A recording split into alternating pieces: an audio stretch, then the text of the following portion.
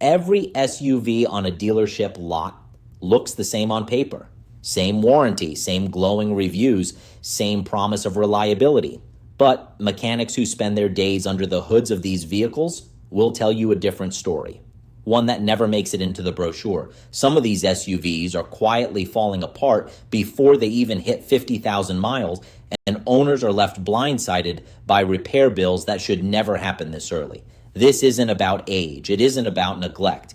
This is about design flaws baked in from day one. Flaws that surface right when families think they're finally in the clear. Today, we're counting down 7 SUVs that keep showing up in independent repair shops far too soon. And the patterns behind their failures might change how you shop for your next vehicle entirely. 50,000 miles used to mean something. It used to be the mark where a vehicle proved itself, where the initial kinks were ironed out and the real lifespan of the machine finally began. Basic maintenance, oil changes, tire rotations, maybe a brake job. That's what owners expect during this window. What they don't expect is a transmission failure, a blown engine, or an electrical system that seems to have a mind of its own. The difference between normal wear and premature failure isn't subtle to a trained mechanic.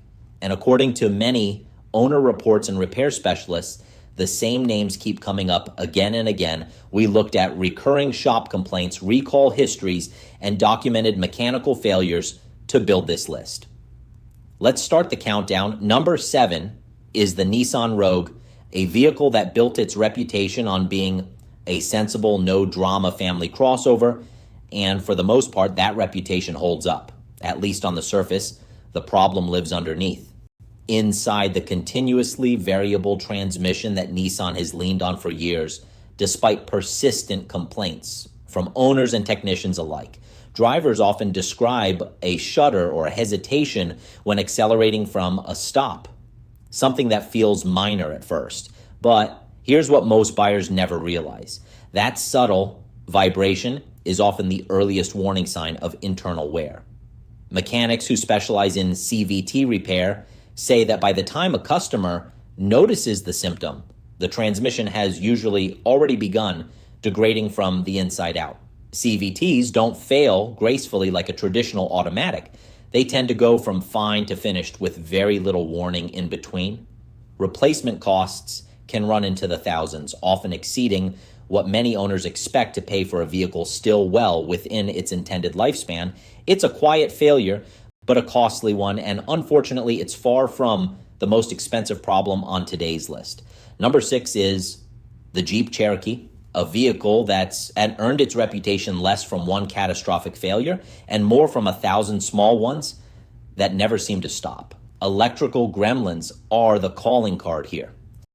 Owners describe dashboard warning lights that appear and vanish without explanation, sensors that throw false codes, infotainment systems that freeze or reboot mid-drive seemingly whenever they feel like it. Then there's the 9-speed automatic transmission, which has developed its own reputation for rough, unpredictable shifting. Many owners notice it well before the 50,000-mile mark. Here's where things get frustrating for mechanics. Electrical issues are notoriously difficult to pin down, sometimes requiring hours of testing just to identify the root cause, and sometimes the problem simply returns a few months later under a completely different code. Owners end up caught in a loop. Repeated shop visits, mounting diagnostic fees, and a slowly growing distrust of a vehicle that should still feel brand new. But compared to what's coming next, this is only the beginning. Number 5 brings us to the Ford Explorer. And this one genuinely concerns mechanics because of how invisible the failure is until it's already too late. The issue centers on the water pump, but not the kind you can easily spot and replace.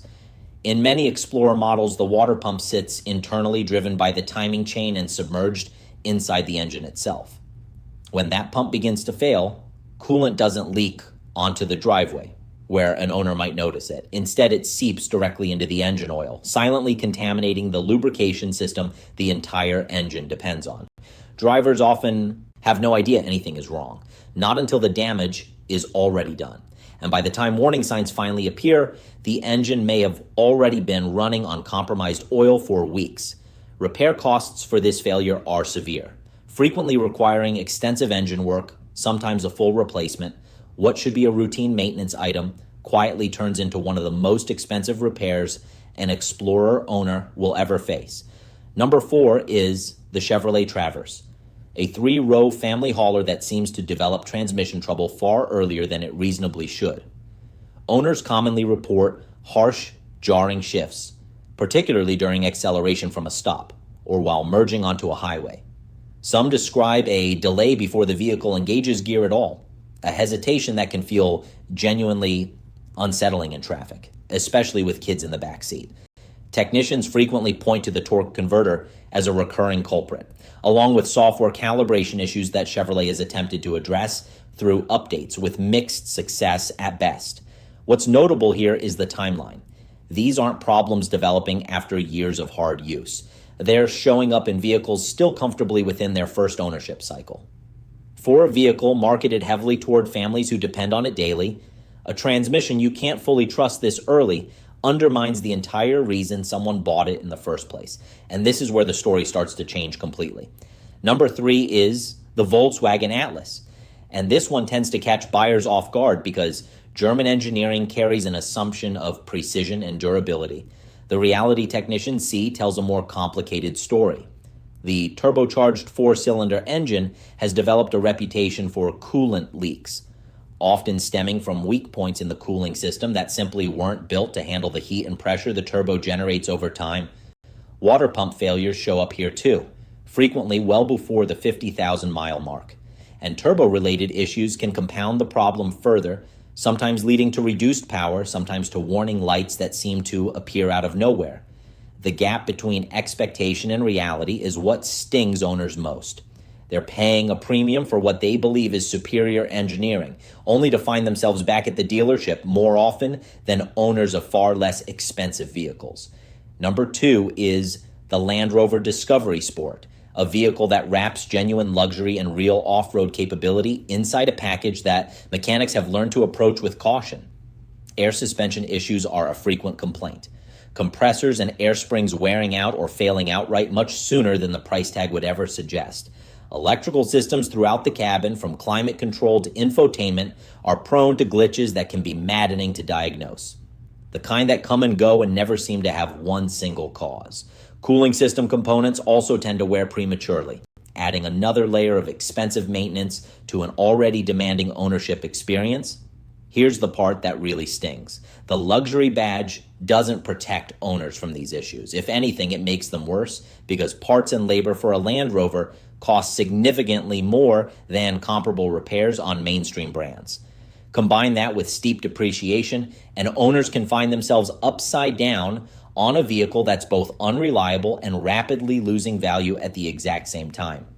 And that brings us to number 1, the vehicle that independent mechanics consistently mention first whenever this topic comes up. The early production Hyundai Palisade. When it launched, the Palisade was praised for offering 3-row luxury at a fraction of the price of established competitors. Buyers rushed to take advantage. What many didn't anticipate were the engine issues that would follow. Reports of excessive oil consumption became widespread, some owners needing to add oil between scheduled changes just to keep the engine properly lubricated. In more severe cases, this led to complete engine failures, some occurring shockingly early in the vehicle's life. Well before the 50,000-mile threshold that should represent smooth sailing, Hyundai issued extended warranties and recalls in response, acknowledging the scope of the problem. But for owners already dealing with a dead engine and a rental car bill, that acknowledgement came too late to matter.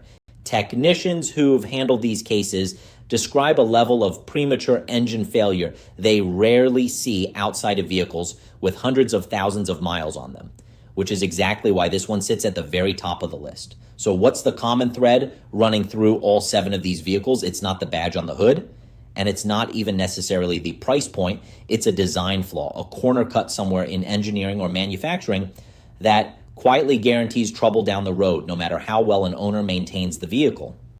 Regular oil changes in scheduled service can't fix a fundamentally weak transmission.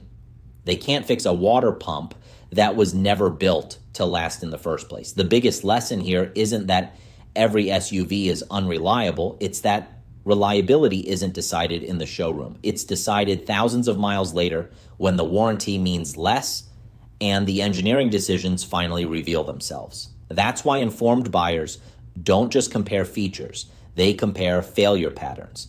If you're shopping for an SUV, do your homework beyond the glossy brochure. Look up owner forms, check recall histories, and if you're buying used, invest in a pre-purchase inspection from an independent mechanic who has no stake in the sale. It's a small cost that can save you from a 5-figure headache later. Have you owned any of the SUVs on this list? Let us know your experience in the comments. And if you found this helpful, subscribe for more breakdowns that dealerships hope you never see.